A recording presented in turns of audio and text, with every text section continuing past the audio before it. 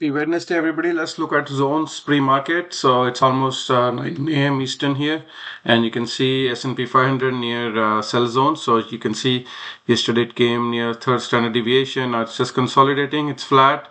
The lines, sell lines are expanding, and you can see it's just consolidating here. I can expect a little bit of drop to around 44.75. We are very bullish. My target still, if you go to S&P 500, there's a gap fill, and if I go to 1 hour chart, just want to confirm my target. You can see this gap here around, if I go to regular trading hours, it will show this gap here around 456. That's my target. So even from today, we can still go around 1.59, 1.6%. But if I go to daily chart, if I draw a Fibonacci retracement, you can see here this is where we are looking for some resistance. You can see we are at 0.618 from the previous top to the bottom, and this is where bears should step up and they should try to bring market down. But if they don't succeed, we are having a straight shot at this 456 gap fill. All right, and again go back to the zones here. Let's quickly look at where things are and what we can trade this morning. And you can see here right now S&P 500 SPY. There are a lot of lines here, so let me get rid of some of these lines so it's a bit clear for you guys. So you can see here, if I zoom out, you can see it's now pre-market hovering around 449.28, 451. This is like a resistance area, so I could expect a little bit of drop after open. That's going to be healthy to 445 and then a bounce. And futures on S&P 500 looking for a drop around 44.75. This is where you should be looking to buy, and then another pump higher. And then Nasdaq 100, same thing, near first standard deviation. It was near third standard deviation, and it came back near first standard deviation. And then Hull moving average is also going red now, like a pinkish. So that's going to put some downwards pressure as well. So looking for a little bit of a cool down. So early morning trades, little bit of sell off, and then again recovery towards the end of the day. That's what I'm expecting. Dow Jones again in the sell zone. Russell 2000 in the neutral zone, so maybe a little bit more sell off and then gonna recover. Let's look at gold. Gold is pumping massively, so this is an indication that stock market can also be looking for next leg higher.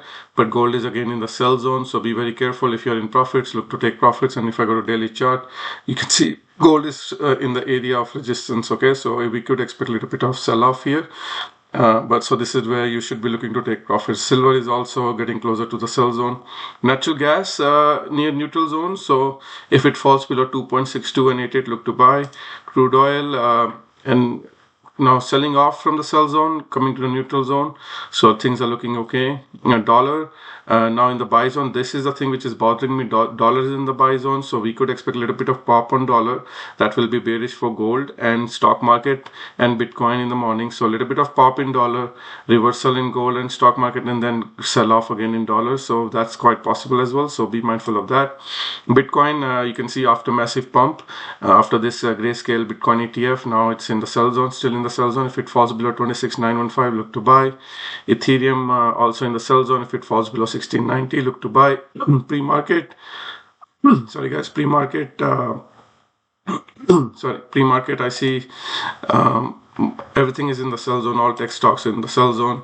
So let's look at commodities. If there's anything, copper is in the sell zone. Palladium near neutral zone. Wheat, I was telling you guys to buy wheat. Wheat is now bouncing from the buy zone. You can see last couple of days it's in the buy zone. Now it looks like it's bouncing. Pre-market up 1.2%. Corn is also looking like it's bouncing after touching buy zone. Soybeans also bouncing. Sugar is in the sell zone, so stay away from sugar. Gold miners are also looking very, very bullish and very aggressive. And let's look at any sectors. XLU is pretty interesting. Still is in the sell in the neutral zone, but if I go to daily chart, you can see there's still a lot of room to go on XLU. You can see this is trend line, and then so this is one sector which if you miss this rally, this is where you want to be. This is the sector you can be looking to buy. Still a lot of a long ways to go on utility sectors. And let's see any stocks pre-market. Everything is like green. Pre-market, little bit of red, but they were up. Like Uber was up near sell zone before. Let's see if there are any drops. Hang Seng Index looks like there's a little bit of drop. Let's quickly look at HSI. It's in the neutral zone, Hang Seng Index. Let's quickly look at these Chinese stock market stocks. MCHI pre-market. Looks like it's here, still in the sell zone. Alibaba in the neutral zone. Baidu in the sell zone, so they're still in the sell zone. Manulife Financials, a little bit of drop. There's a gap fill, so looks like that's going to be filled. But all the banks are also now bouncing. They all went to the sell zone in one day. They were in the buy zone for a very long time. And I don't see anything else interesting. Let's see, Neo, still far from the buy zone. And Nikola is buy. Riot is still in the sell zone. And plug is also all, so everything else, so basically it's time to wait. So if you missed this pump, I was telling everybody on Friday to buy. You can see Friday we were here in the buy zone. I'll show you again here. We were here on Friday and I was telling everybody this is where you want to buy, and we got another chance, couple of chances. We're in the buy zone here, then again after pump another got second chance. This is where you should be looking to buy, and if you miss this rally now, this is not the time to buy. Okay, you have to wait for stocks to fall back again in this buy zone before you go long again. Okay guys, all right, take care, bye.